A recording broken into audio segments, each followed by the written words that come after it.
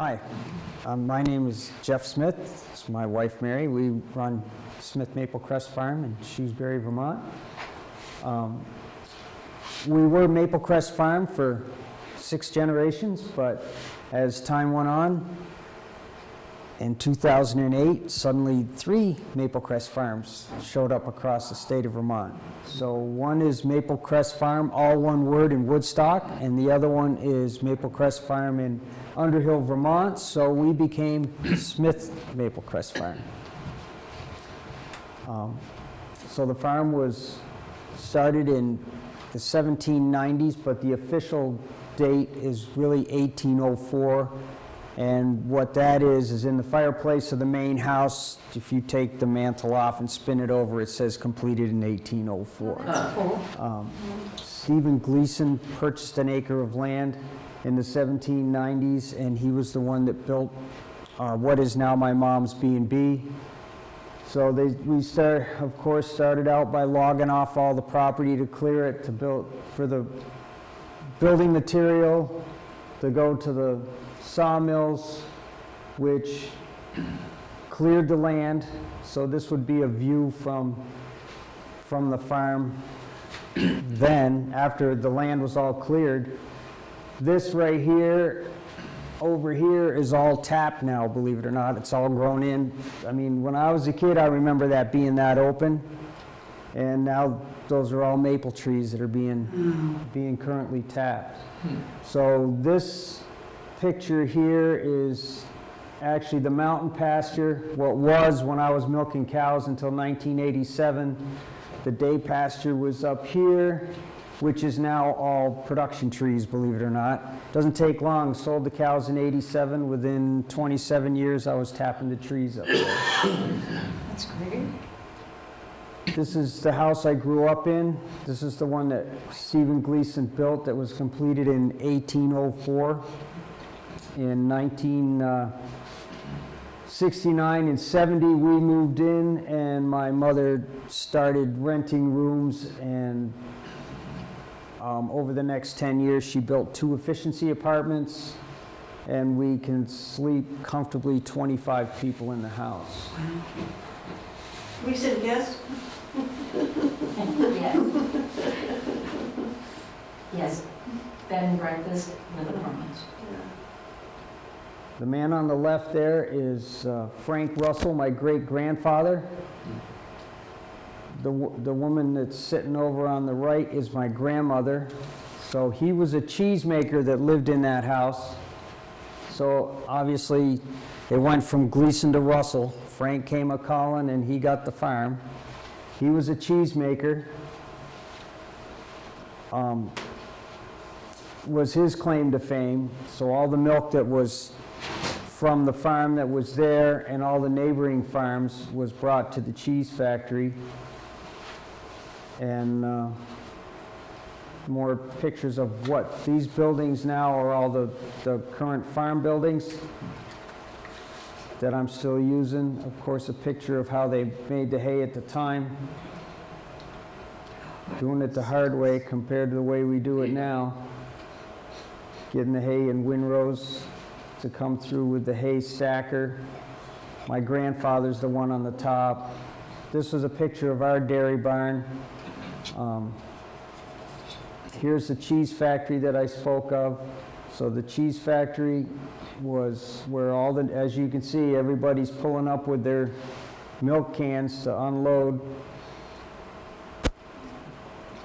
Inside the cheese factory, the vats where all the cheese was produced. Those are all cheese curds right there. The second floor, all the cheese wheels waiting to go to market. Of course, the whey went to feed the pigs. So these 3 houses here were the workers. Directly across the street was the cheese factory, and those were the 3 buildings that the workers that worked in the cheese factory lived in. This was the original sugar house up on the mountain. As you can see, who did the gathering, the sap wasn't the men. So what they did here was the sap was taken out of that wooden crate, which held, well, I'm sure it leaked a little, which dumped into that barrel, which went down into a storage tank in the sugar house. That sugar house had a stone arch with a brick chimney. So that, believe it or not, that's a brick chimney with a stone arch inside there. You can see that this is an old set of pans that got a little hot one day. That's one gaping hole right there where they burned a hole right through the pan. Those pans are still sitting up there where that was on the ground along with the stone arch. The sugar house is long gone. My grandfather burned it down in 1916. It was chore time. He left. He didn't have the fire totally extinguished. When he came back the next day, there was no sugar house. Oh. There's the sugar house that my grandfather built to replace it. This particular picture was from 1957. It's a Wide Wide World came up to the farm and filmed sugaring. There was Robert Frost walking up and down the road in front, reciting poems in it. If you went to our website, you can actually see that video at smithmaplecrestfarm.com. This is a picture from my mother's house looking out at the barns as they are today. So the far barn there, which looks a lot different than in the pictures from before, my sugar house is actually on the far end of that barn. So everything that's in that barn now is all 100% maple related. Another picture of the bed and breakfast. Here's one of the rooms inside. So here's an aerial view of the farm as it is today. So of course we've got our solar panels, and we do wrapped round bales now. It's our modern way of making hay. No more horses. The horses were sold in 1967. So we put up both square bales and round bales. Weather dependent. If it's like this year, you could put up all the square hay that you wanted because we didn't have rain for 90 days.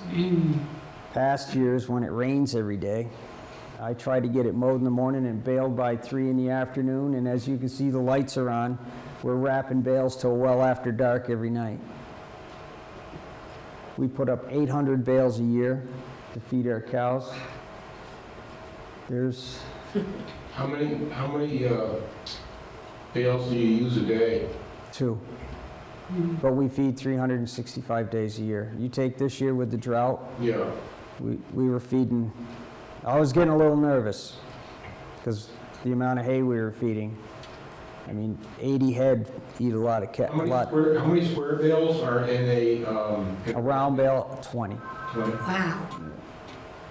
Well, again, it depends upon the moisture content of the hay.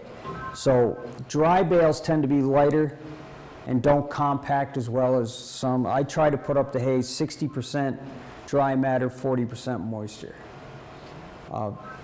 You don't really want to put a lot of moisture to the cows because laminitis, they'll go lame. You want a lot of dry matter with beef cows. So there's a group picture. So those are the steers. Those are in the there's 3 steers there that are in the finishing pasture before they. So this one is back when we could move them across the road.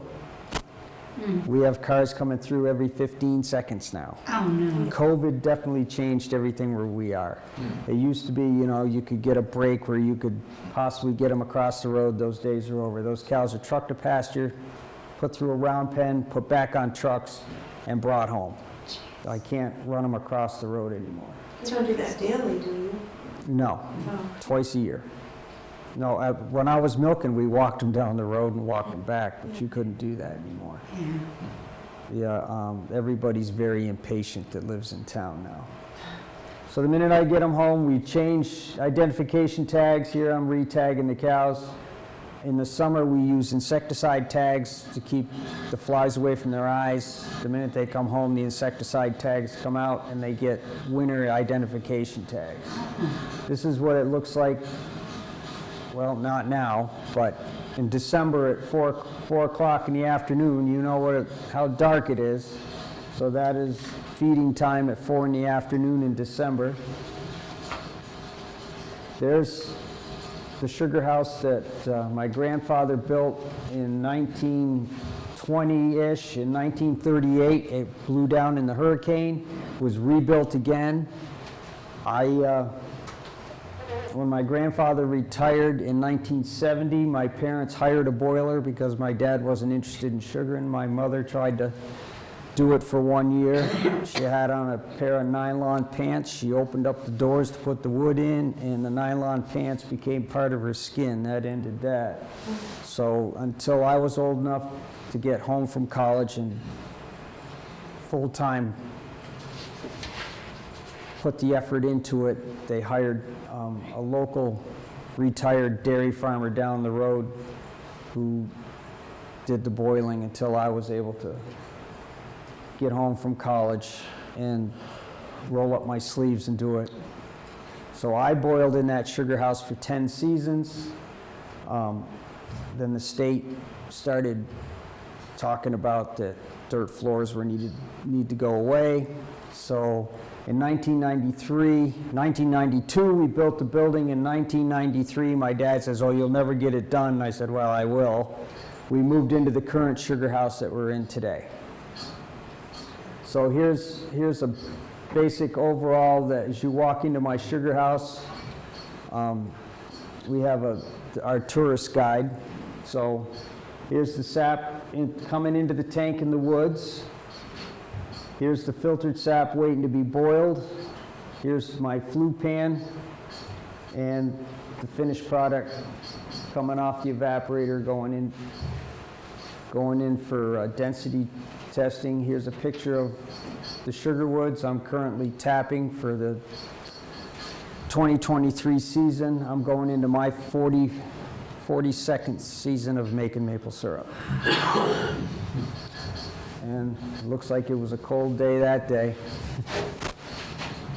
This is my highest woods. This one sits at 2,400 feet, and we'll be tapping that next week.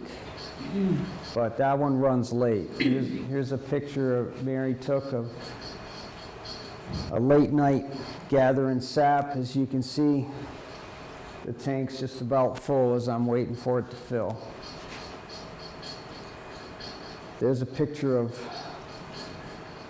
the boiling of in the new sugar house. Well, it's not new anymore, but I still consider it new. So there's an inside picture of my sugar house. There's my double boiler. That's oil fired. It has the two finishing pans, the flue pan. This is a spacer here. Then there's another pan here with a preheater. So I can eat up about 550 gallons of sap an hour. Some fancy syrup coming off the evaporator, waiting to check the density. My grandson stirring in the filter aid. And me, a happy guy. My mother came up with the maple cotton candy idea in 1969. Ooh. So that is the #1 money maker in the maple world right there. Okay. Yep. This was a picture out of the New Yorker magazine that a neighbor stopped to drop by, and you'd be surprised how many people think that maple syrup comes straight out of the tree. When I first explained to them that the sap looks like water, they look at me. I thought the syrup came straight from the tree, and I said, no, no, it doesn't. So this is a current picture of the outside of our farm store, quote-unquote sugar house. So as you walk in, you see the evaporator, then you walk into the area that is the farm store. Here's a picture of our jugs that are custom made for us, and some of the products which I'll let Mary explain that we sell in the store. We are pretty much a liquid producer, so what we try and focus on is what we do and try and do it the best we can. So we have liquid maple syrup in all grades, and we also make maple sugar out of our syrup as another product. We do maple cream, we do maple cream cheese. We have a really good guy that makes maple creamy for us. Most of the time it tends to be seasonal, but sometimes we can talk them into doing it during colder weather. We make granola from our syrup, and we retail that, and pancake mix, and our dressing / marinades. We try not to be a full-service store. We try and just have our core products and then a couple of sweet treats and some spices and marinades to go along with the meat in case our customers don't have everything. Do your marinades have maple syrup in it? They sure do.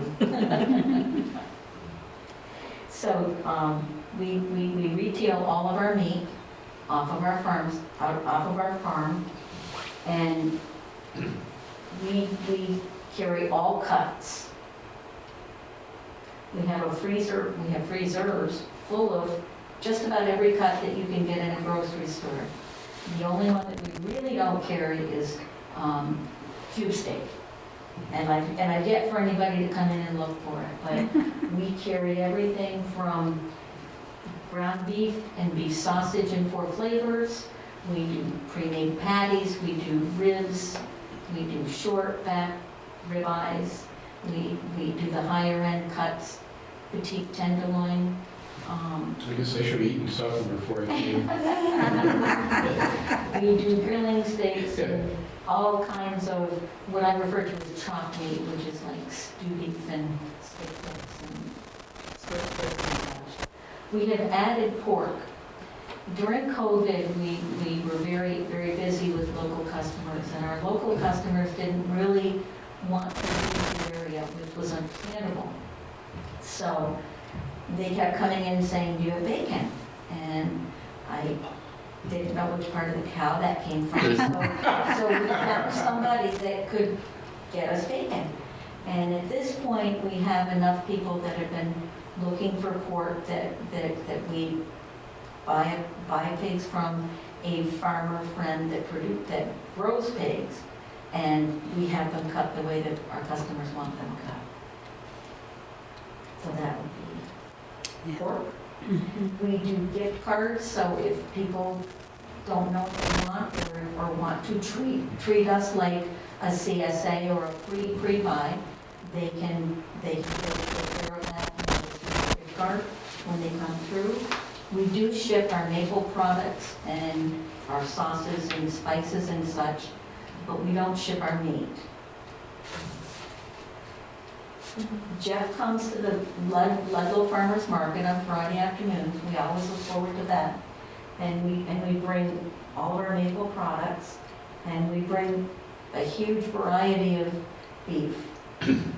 In the fall, Jeff hosts classes. This is Castleton State College or Castleton University, and they come yearly in the fall, and they measure trees. They talk about current growth for the maples and how the weather is impacting or not impacting the trees.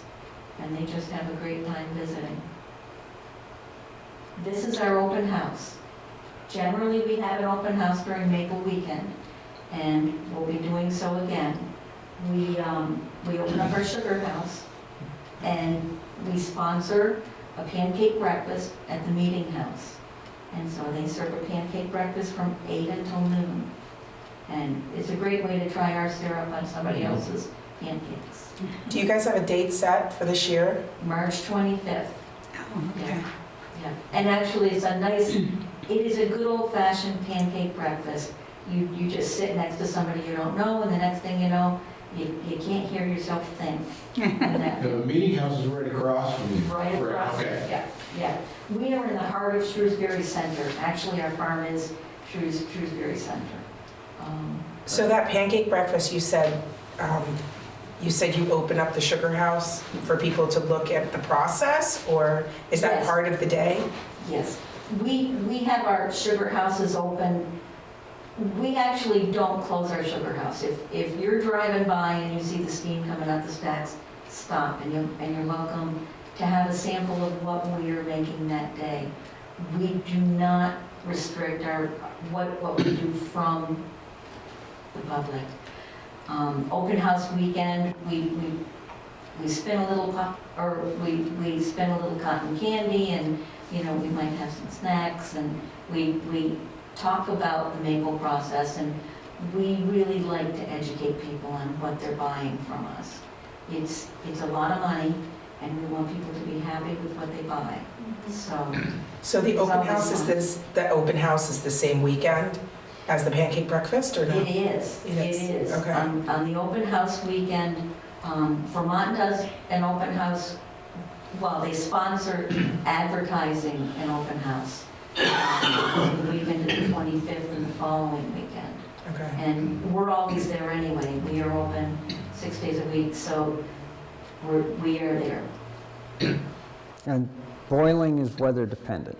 If I have sap, we'll be boiling. If I don't have sap, and it seems like every year it's either wicked hot and everybody's showing up in flip-flops and tank tops, or it's really, really cold.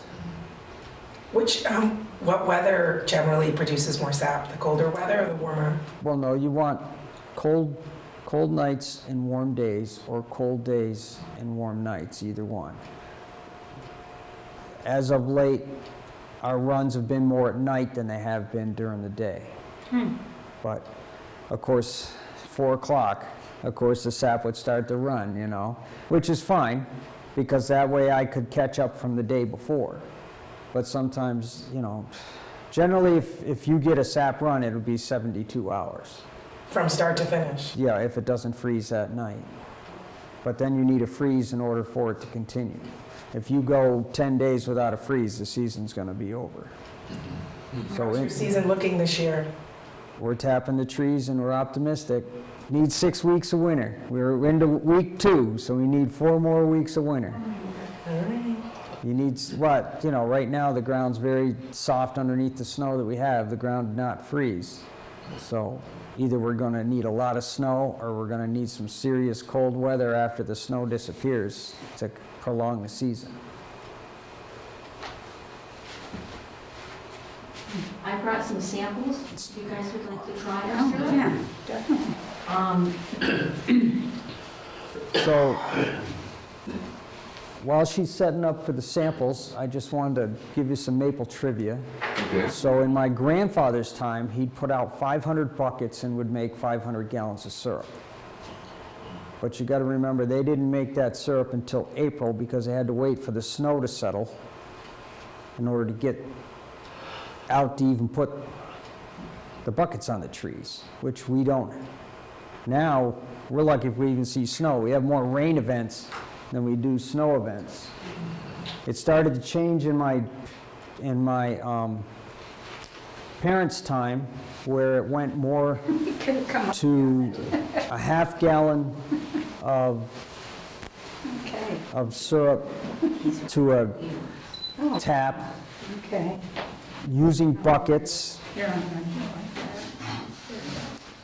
that. So my parents and my grandfather used buckets, and it wasn't until lack of labor, of course with my parents and with my grandfather, the whole family was around. So when it was my turn, I milked the cows, I did the sugaring, tubing came into play. Yeah, the buckets had to give, something had to give. So I went from wood fire to oil fire, and I went to tubing. So that Now, do you leave the tubing up year-round? the tubing is set up year-round. Yeah. In the beginning, I took it down. Yeah. Now, do you use an RO machine too? I do. So What is that?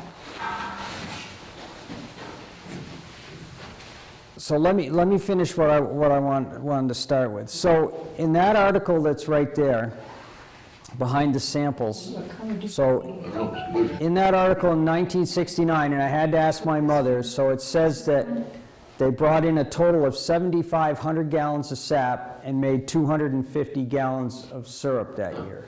So that's a third of a gallon of syrup per tap. So by the time I was doing it with the buckets, I was making a quart per tap. So now we use tubing, and after I sold the milk cows, I took the vacuum pump from the milking system and I set it up in the sugar woods. So now I have 12,000 taps on vacuum. I do have a reverse osmosis machine, and the reason why I have a reverse osmosis machine is that now it took 7,500 gallons from buckets to make 250 gallons of syrup. I average 14,000 gallons of sap a day. I can only boil 550 gallons of syrup an hour. So you've already done the math. That's physically impossible to boil 14,000 gallons of syrup. So the RO, typically, I did the math for that. Their sap at that time was 3%. Why was it 3%? So as the sap drips out of the tree into the bucket, you have the splash and you have natural evaporation. 3% sap is 30 gallons of sap to make a gallon of syrup. Typically now, with the tubing, all closed system, average season, it's 50 to 1. Now, the last time we had a drought, it was 80 to 1. So I don't know what this season's going to be like for me. But if you're boiling 80 gallons of water off, 79 gallons of water off to make a gallon of syrup, that's a lot of energy consumption. Yeah. So in the beginning, before I did buy an RO, it took 3 gallons of oil to make a gallon of syrup. Wow. So with the RO technology we have now, if it's 50 to 1, I've got it down to where I'm using a quart of oil to make a gallon of syrup. So basically, that's quite a savings. Yeah. Could you explain this? I don't think everybody knows what an RO machine is. So what a reverse osmosis machine is, so it was in the first technology when I got involved in it, we did everything on what was called NA. That's salt rejection. So if somebody from the Navy walked into my sugar house and they saw it, they said, oh, I know what that is. We had it on board ship. So what a reverse osmosis machine does is, in the beginning, it took the salt out of the water to make fresh drinking water. So we're taking that and what their waste product is my good product. So we take that, squeeze it down to make what we call concentrate. So I can adjust the concentrate as to, whether I want it 6 to 1, 5 to 1, 10 to 1. All we want to do is knock some of the water off so that we don't have to use as much energy to boil and make syrup, and also be able to utilize all the sap that comes in every day. So an average day of 14,000 gallons of sap makes 300 gallons of syrup. So in one day now, I'm making what they made in a season. Good heavens. So do you have more trees in order to produce that number, or is it? So they tapped 700 trees. I'm tapping 12,000. Yeah. So it is a big difference in the amount of trees that I'm tapping. So we could go out and set out 700 or 800 buckets in 2 days, where it takes me now almost 6 weeks to tap out 12,000 taps. I mean, for me, I'm in no hurry. It takes, I'll put out 250 to 300 a day. By the time I get the cows fed, I want it to warm up enough. I don't want to crack the bark on the tree. So I'll go out and plug away at it and do about 250 to 300 a day. So you can do the math. It takes a few days to tap in all the trees. That's why we start in January. How many taps can you put on a tree? Is that, So if you look at in those old pictures, my dad used to go around the tree and put as many buckets on it as he could. So I have a rule of thumb. If I can reach around the tree and I can touch my fingers, it's a one-tap tree. If I can't touch my fingers, it's a two-tap tree. But the problem is later on, you tap it year after year after year, you run out of places to drill holes in it. So, I mean, it's just better to have one tap than to have too many. And the Proctor Research Center has come out with studies where you're only getting 18% more sap out of that second hole than you are the first. So if you see a big stately old tree with 20 buckets on it, one bucket's going to be full and the rest of them are going to just have a little bit in it. So you'd be better off with one good tap versus 2 or 3 on a tree. So I see some people out tapping on trees that are like 4 and 5 inches or something. I never thought that was right. Okay, now for me, if I can reach around the tree and I can touch my fist, that tree's too small to tap. That's a 9-inch tree. Yeah. So if it's this size, I will tap it. But if it's But not this size. Okay, so what I have a theory for that. So what I consider that is they're thinning their woods. Because if you start tapping that tree, you're only going to get a few years out of it, and you're going to run out of places to tap the tree. Yeah. So basically, you just culled that tree out. So if you have a group of trees in an area this big that are all that size, you might as well tap them because they're going to die back and leave one dominant tree to live.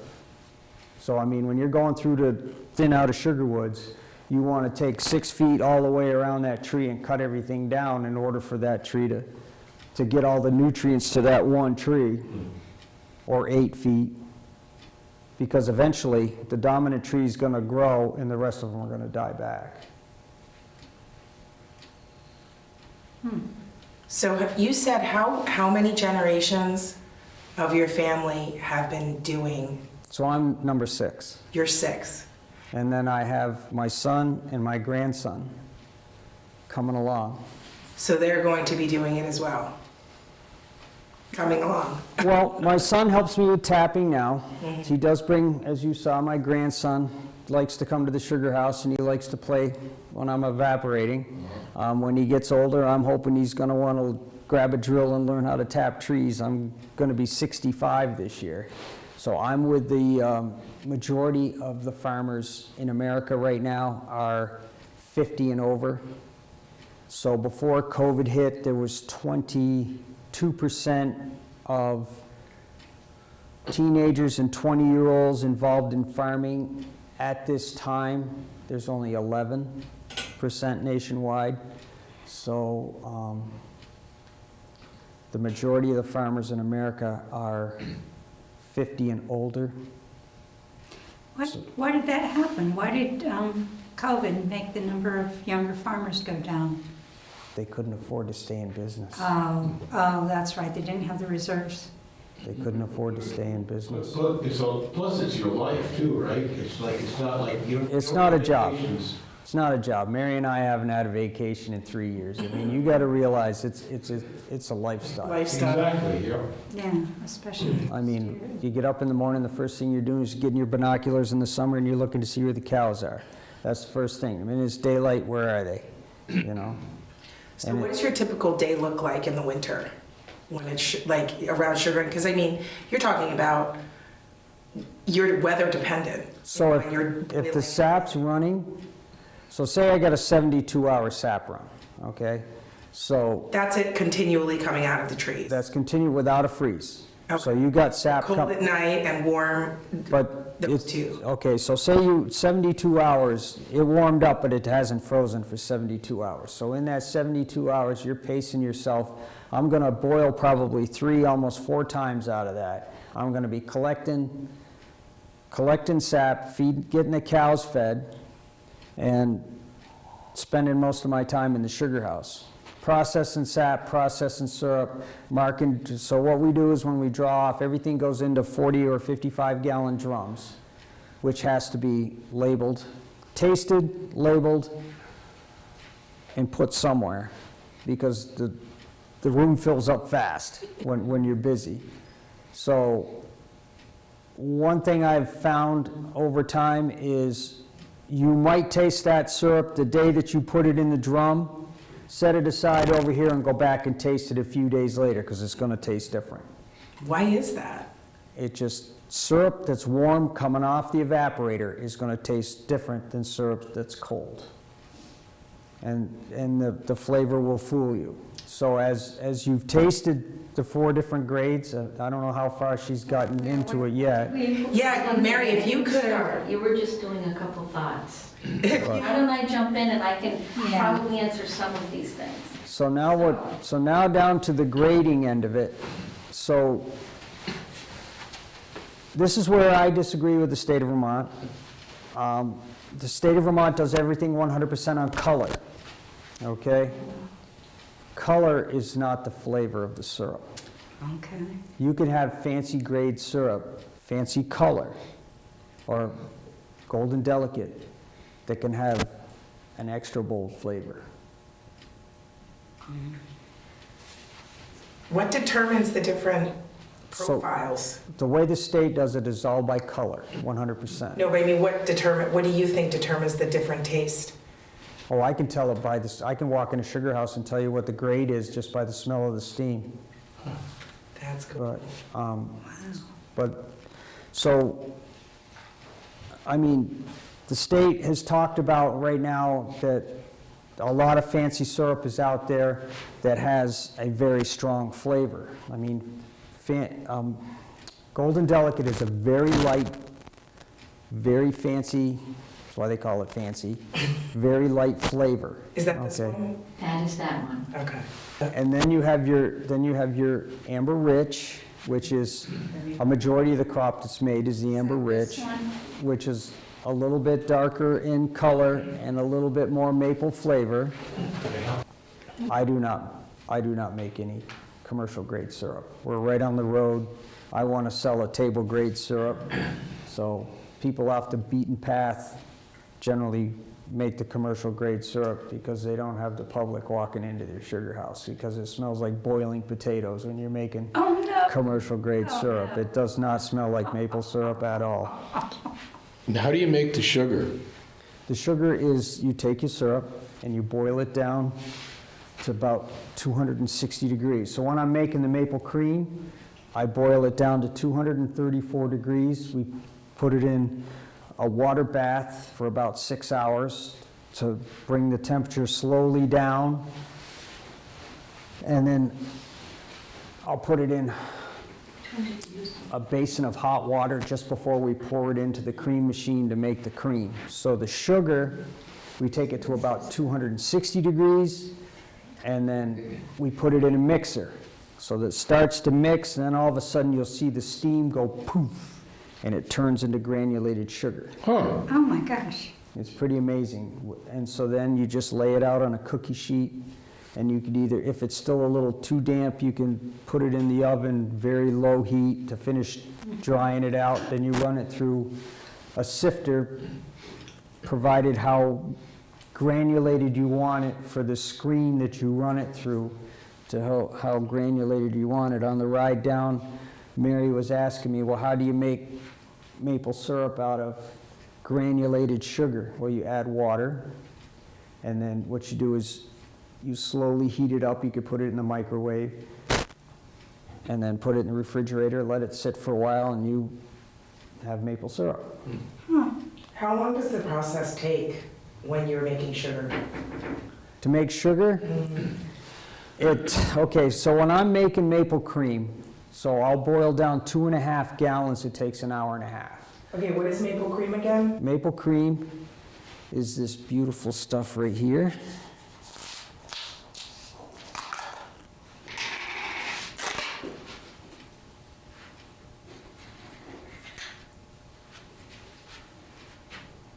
Here, we'll have it's Jerry. kind of like a, We'll have Jerry take a taste of that. There you like go. peanut butter or honey or something.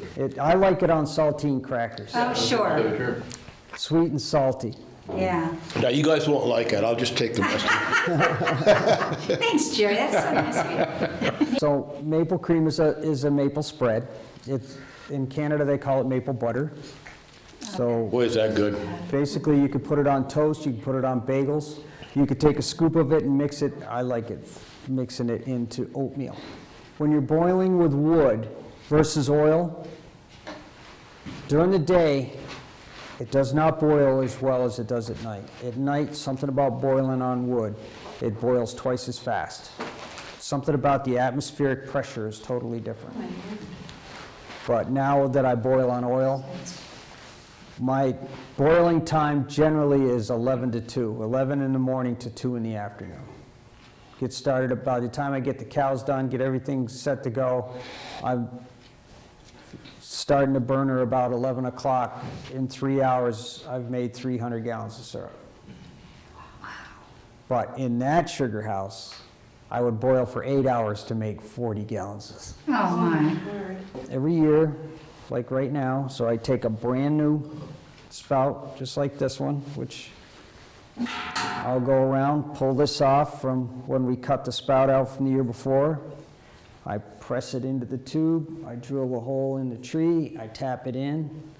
The day that I decide we're done, we pull them out, take them off, plug this, so we're ready to go around and start all over again in January. I generally never tapped until January, until the last 2 seasons. Normally we would do it in February, but as time's gone on, I can't be in the sugar house and getting the trees tapped at the same time. So now, with all the modern new taps, which means there's no bacteria, the holes will stay open, so we can tap in January, even though it could be 6 weeks before we make any syrup, the holes will still be fresh, and they'll run right through until April. With the old spouts, if you pull it out, you know, we used to put it in the cup and we'd pull it out and put it back in the next year. Well, you're introducing bacteria right back into the tree. Believe it or not, that bacteria grows on that spout. So we found that it's best to go with new plastic every year in order to maintain the holes for the length of time that you need to make the crop. So in other words, if you were lucky enough where you could get out and get them all tapped a couple of days before the first run, you could use the old spouts. But if you want to, the minute you put that in the tree, the yeast is going to start to grow, and that tree's going to start thinking about healing. And anything that's in that hole or on that spout to get that yeast to heal, to start the tree to heal, it's going to. But as long as you've got brand new plastic in there, they'll stay open for 90 days. Do you have any of the old taps with you at all? I did not bring any of the, Because I was just going to say, the new taps are probably make about a them even- third the size. they make them even smaller. So when I started, there was 7/16, which were, you know, Right. the size of my finger, which took 3 years to heal. Yeah. If this is done right, they'll heal in 90 days.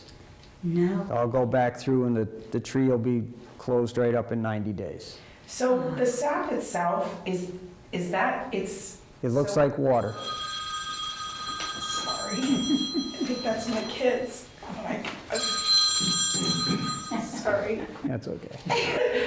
So you can get all the sap from the tree from that tap being so small? Yep. I mean, you think... Oh, they make them smaller. So this right here is 1964s. They make them 1/4 inch. You'll get just as much through that 1/4 inch tap as you will this one. So I don't know a lot about maple trees, or any trees for that matter, but, so that sap is just circulating throughout the Okay, tree? so here, How does it get to you? excellent question. Okay, so the Proctor Research Center, which I mentioned once before, so what they did was they put some dye in the tree. because they wanted to see what the tree was going to do. Yeah. So they put one spout in one side of the tree. They went to the other side and they put dye in the back of it while the tree was running. So what you understand is the Cambrian layer, which is just underneath the bark. So every year, if you look at the growth rings of a tree, you see you can count the rings. So that's the 1 year of growth under the Cambrian layer. That's where the sap comes from. Not from inside the tree, it's running up the outside of that new growth tree. It's not coming out of the root system at all. As the snow disappears and the ground thaws out, if it freezes this year, then it works out from the root system to feed what is going to be the buds. So once the buds pop, of course, then the trees go to a starch state, Yeah. and it's no longer. So you need the freezing to make it the 6 weeks dormant, which makes ideal conditions. Correct. So we're in trouble this year. We could, We're in week 2. I'm still optimistic we're going to get our 6 weeks. Consider it only started, okay. How about that warm spell when I guess when I went? Where everybody got all excited and was making syrup? So what happened there? Okay, so let me explain what they're doing. They're doing something totally different, okay? So, believe it or not, and I'm still trying to wrap my head around how this works. They're young, okay? You're trying to wrap your head around why they're doing it? Or I'm going to explain what they're doing, okay? They start tapping trees on the 14th of November, okay? They're going to capture every thaw from November straight through to the end of the season, okay? They're going to try to utilize every drop of sap that they can get out of those trees. Now, you got to understand, they have a market. You have to have a market for that syrup, because that syrup in the fall, now, I'm going to tell you, my grandfather made syrup in the fall. He would go out around just before Thanksgiving, they'd put the buckets out, and then by the 7th of December, they had the buckets all scrubbed and washed and put away. But you got to also understand, in those years, there was no sugar to be had. The only sugar in Vermont was maple sugar, because during the war years, during the Depression, there was no sugar to be had. So the only sugar they had was maple, so they utilized every chance they could to make whatever syrup that they could. So now, there are sugar operations in the state of Vermont that if they could go year-round, they would. But they start right in on, so I know that the Stewarts on 103 started tapping on the 14th of November. So every time it warms up, they're capturing whatever sap they have, because they've got 60,000 taps to put in. So I'm sure by now they're all tapped out, because, well, they've had more than enough time to get 60,000 taps in. There's 6 employees, so I know that, again, they have 6 employees they have to pay for, so they're going to utilize every drop of maple that they can. So then, is it this, does it come out the same type of grades? It is not table grade That's what I'm syrup. thinking that. They're making industrial syrup. Okay, Now, towards March and April, they will make a table grade syrup. okay. But But they will have, enough time for the trees to go, what'd you say, they have to go dormant or? well, you have to understand, they're tapping along. Okay, So as March comes in, the taps that they put in February, they're pulling. Those trees are done. Because again, you get a 90-day window, 76 to 90 days, and those trees are going to be healing over. You're not going to be getting anything out of them. So there's another sugar maker, his name's Gary Corey, he's up in, what town is he in? It's not Fletcher, he's in, north. well, anyway, he's in Franklin County, okay? They put in 160,000 taps. Good Lord. So he starts generally after deer season. So this year deer season ended on the 14th of December. They were right out tapping. Again, he's got 6 employees to get them all in, and I would say to him, so how do you know when you want to take your trees offline, and he says, well, if you take a sip of that sap and you can't swallow it, you pull those taps. Oh, my God. But again, so there's another, his name's Glenn Goodrich. He's building up in Eden, Vermont right now, a 260,000 tap operation. Good Lord. So again, they're doing the same thing. In order to get all those taps in, they have to get started early. As you get into your traditional season, the taps that they put in early, they're pulling. They're gone, they're done. And then the taps that are down the road are the ones that they're boiling. So they'll be into making table grade syrup. So again, it comes down to, like I explained before, you can't go by the color, you have to go by the flavor. Didn't I hear a few years ago that Canada changed their grading system? Canada used to be A, AA, AAA, Okay, and then of course B. I have no idea what's going on. yeah. All I know is they set the commercial price. So the Federation in Canada sets the price for what we get paid in bulk Oh, no. So the Canadian price determines the price in Vermont? in Vermont, yes it does. Oh, my gosh. The other thing I should tell you is that the Canadians are taking over the Vermont market. So right now, there's only one Vermont buyer, big, large buyer, Butternut Mountain Farm, which is owned by David Marvin, is the largest Vermont buyer. So Highland Sugar Works, Maple Grove Highland Sugar Works is in Websterville, Vermont. Maple Grove is in St. Johnsbury, are all Canadian-based companies. No kidding. So they're setting the market price. The Federation sets the market price. Wow. And of course, the exchange rate has a lot to do with it also. So what are your biggest concerns about the future of maple sugaring here in Vermont? Just as having seen it for 6 generations and how much it's changed, the cost of doing business, people's knowledge of it, how they're using the product. I mean, what is your biggest concern about the survival of this industry here in Vermont? Besides the lack of farmers to do it, because So- 15%. Okay, so let's start with a little history on this.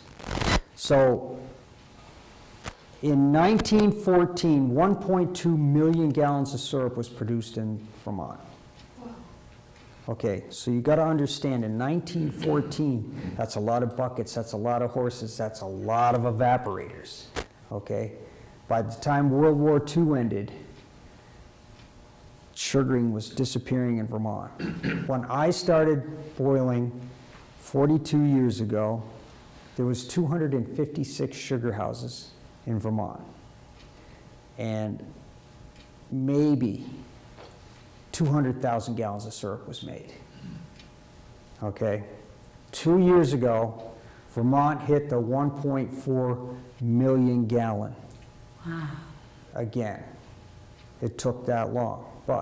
So what was the driver behind all this syrup being produced? So in 2008, of course, when the economy crashed, didn't the price of syrup go to $4 a pound? Now, $4 a pound is $40 a gallon. Okay? She and I couldn't believe it. So what did we do? We put 4 drums in the back of our pickup truck and we drove to Maple Grove in St. Johnsbury, Vermont. And they emptied those drums out and they wrote us a check for $4 a pound. I couldn't believe it. But you also got to understand, when you went into the lumber yard, you went into the plumbing place, they were laying everybody off. Nobody was going in there. Nobody was building. Nobody was buying because the economy had crashed. But the maple industry went. So it was up to that point farmers that were maple producers. Then it changed. Loggers, carpenters, excavators. Everybody was finding trees and building sugar houses. I can't tell you how many sugar houses are in the state of Vermont right now. There's over 3,000 plus, and they're building every day. Drive around the state, you see a new sugar house going up. I have absolutely no idea how many sugar houses are in the state now. Do they know what they're doing? Or do they, I guess, do they figure it out? Well, there Well, there is- 6 generations worth of. Well, No, I know, he so, no, but to answer your question, the state of Vermont is having problems with people selling your Golden Delicate with a extra bold flavor. Oh, okay. They're making the syrup, they're putting it in a jug. Oh, look at the color's right, but they're not. Are they tasting it? Are they, you know, there are issues, but the state's working on it. I mean, of course, So there are state inspectors that go around and check? and they're adding more all the time. Good. The state has a hotline that you can call if you have a question about, you know, if there's a problem of whatever. The state Maple Sugar Producers Association has a certification where you can become certified, where they would come and they will inspect your sugar house to make sure, you know, everything that's on their little bucket list is up to code. But the state has not stepped in and done any quote-unquote inspections of any sugar houses, which they were talked about doing back in the early 90s, which prompted me to build a new sugar house and get everything on cement, everything stainless steel. Because at that point, lead was an issue. So, of course, the lead issue comes down to the galvanized bucket. You see the bottom of this bucket? Do you see how the sap leached out the galvanized? Well, guess what? You get enough of that and you boil it down, what do you got? You got lead concentrated syrup. So these buckets have been outlawed. No more galvanized buckets, no more galvanized anything because of the lead content. The state of California was the one that clamped down on that. So that was the other reason more and more people are going to tubing. You'll see more and more plastic buckets out. Aluminum's not the greatest for syrup, but they do make aluminum buckets. But, you know, the other big thing is, of course, allergens. So now, of course, when I started out, I'd take a paint stick and I'd put the butter on it and I'd put it on the corner of the evaporator. The steam would come up, it would hit the butter and it would go right back down. You know, it would defoam out so it didn't foam over the edges of the pans. Okay, so now there's no fat, no dairy. So I personally use what's called Atmos 300, which is it's a vegetable-based defoamer. Doesn't take much and works great, but it is not certified organic. So all the certified organic people use sunflower oil or can't think of the name of the other one. Is it canola? Canola oil. Yeah. And of course, at the end of the season, they have to produce every one of the jars. They have to account for how many to make sure that they were using canola and not the Atmos 300. Because you have to put a lot of canola in where you only have to use a little bit of Atmos. Oh, okay. The Atmos is an organic product. It's just not been certified organic. Okay. Yeah. So if you're a beginner, Complicated. so if you're a beginner, a general consumer, you're just buying maple syrup, you're not familiar really with grades, what are the things, if you're just a brand new person and you want to get an authentic product, what are the things that we should be looking for from the people we buy from? You'd like to taste it. I mean, the first We thing, have to offer tasting. if some, you know, a lot don't. I mean, you walk into our sugar house and into our store, the first thing I say when a customer says to me, why don't you taste it? Why don't you find out exactly what you're purchasing?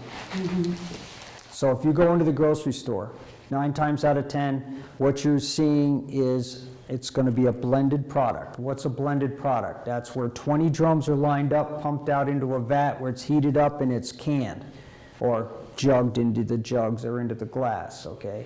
That is what's a blended product is called. 9 times out of 10, it is dark robust. Which is more bitter? No, dark robust is No, that's not Is- the bitter one. is the third one you tasted. Yeah.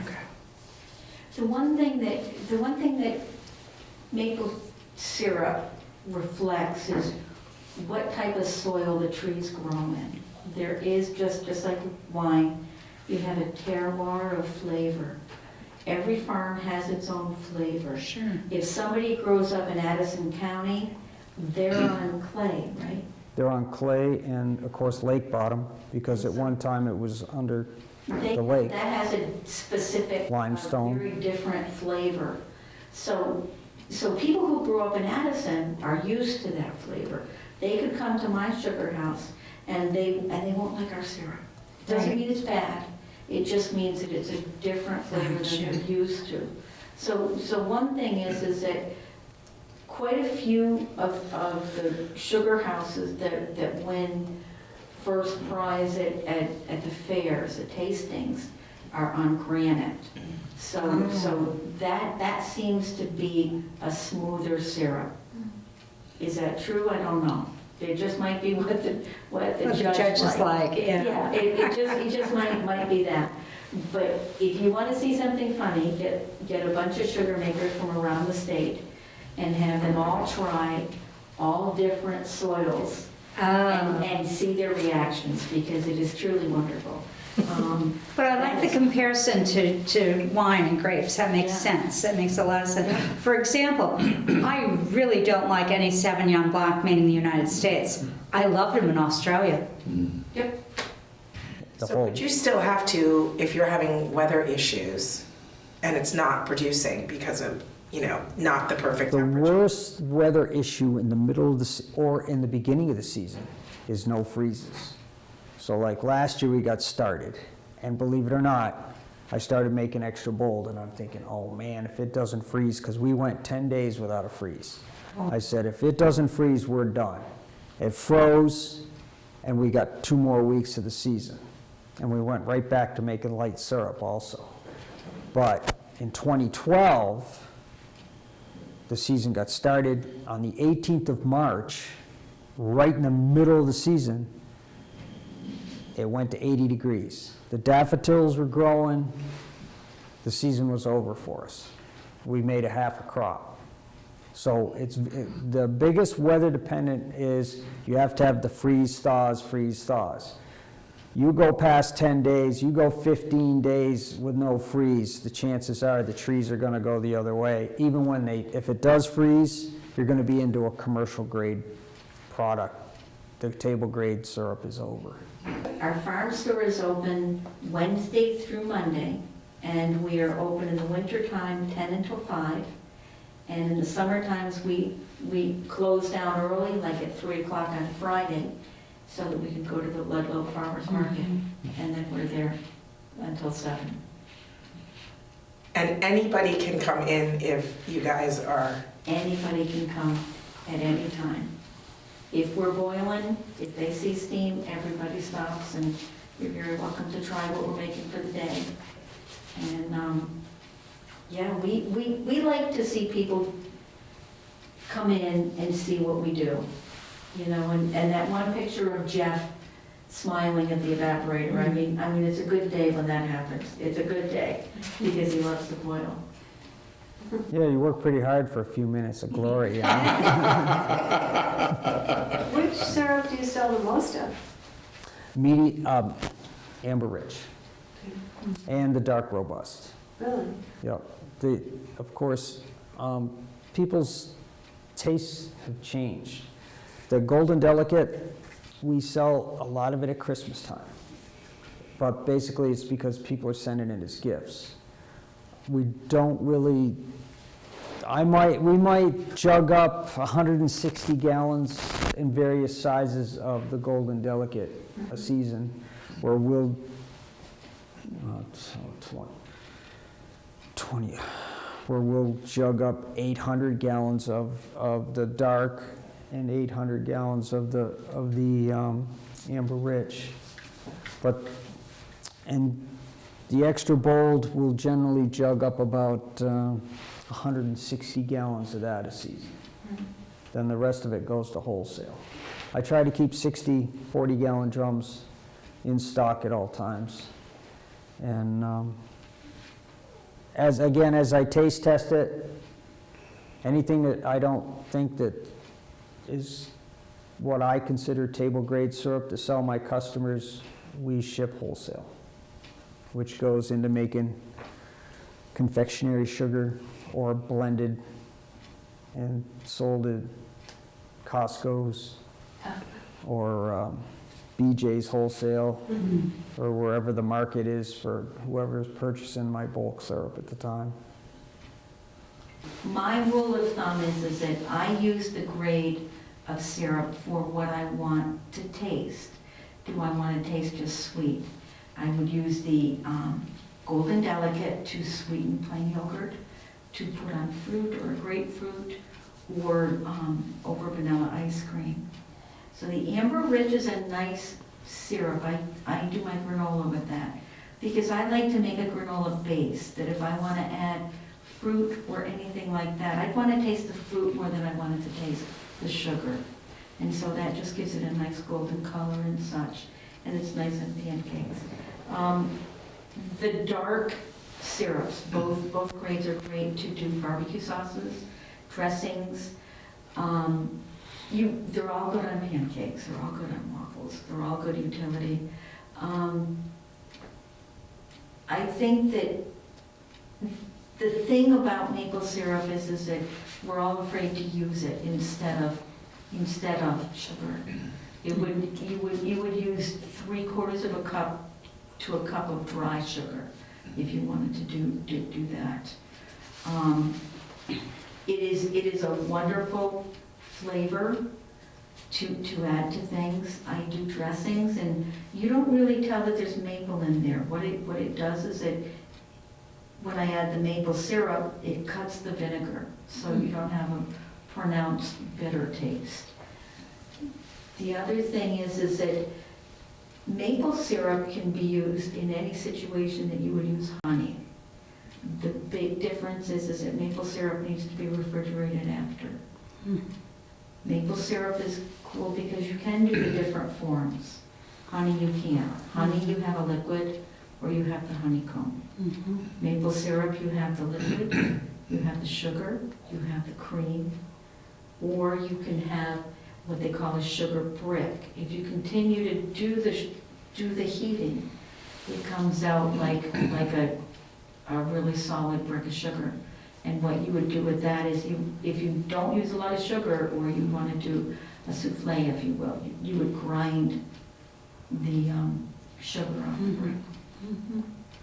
Now, Jeff, you told me that's how initially that's what they used to do, right? So when the settlers learned from the Indians, they did everything down into brick form because that was the only way they could keep it without going bad. So the liquid didn't start until like the 1880s when your ball mason jars, and then they started making tin to store the liquid. But before that, the syrup would go bad because they had, no refrigeration. They hadn't figured out to heat it, to can it. So they put everything into brick form. So in the attic of the house, we've got the old molds where they would take it and they would get it down as hard as they could, and then they put it into the brick molds, and there it would sit until they kneaded it and pried it out. So it would last indefinitely? It would last indefinitely. So in the 1860s at the farm, prior to liquid, when the train came through, all the brick was taken down to the train station and it went to Chicago and was used for tobacco plugs. To glue the tobacco together, in the plug form. Yeah. They'd wrap it up in some tobacco leaf or however it was that they sold it. No kidding. So they used the maple to glue it all together until the liquid form came through. Boy, what a waste of maple sugar. They paid top dollar for it at the time. So I mean, the sugar went to where the profit was. Yeah. So Waste. a lot of my friends that put 6 spoons of white confectionery sugar in their coffee over time, now are diabetics, and they are buying maple from me now and just sweetening their coffee and such, just enough with the maple sugar, because it is a sucrose, not a fructose sugar. So it's a So- healthier one. You've got two sugars that are sucrose, your sugar beets and your maple sugar. Fructose, your high corn, your cane, which is extremely bad for you. But in moderation, maple can be used, with, as a sugar substitute for people that have serious diabetes. That's what I put in my coffee. Yeah, I put any maple sweetener syrup in mine, yeah. It gives it a good flavor too.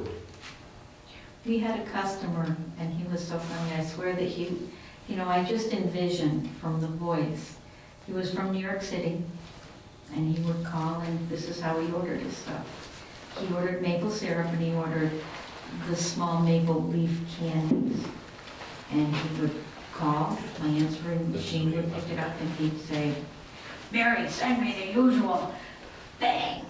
As it turns out, he was a diabetic, and he would order maple syrup, and he would order the candies, because when he had an episode where he had low sugar, he would eat he would take one candy, and because it's so soft and it just dissolves in your mouth, that it brought his sugar back up quick. So if there's one thing you want people to know and take away from this, what would it be about your farm? The one thing that I would say, come visit us. We're open 6 days a week. Come see what we do. We're at 2450 Lincoln Hill Road, 2 miles up from 103. And we do school tours. The elementary school tours come through. Oh, that's great. Yeah. All they have to do is they can contact us through the website or call us on the phone. And we're more than happy to have anybody who wants to come visit us, come stop by at any time. Well, thank you so Fascinating. much for doing this. This was so Very informative. interesting. Yes, thank you so much. Well, you're very welcome.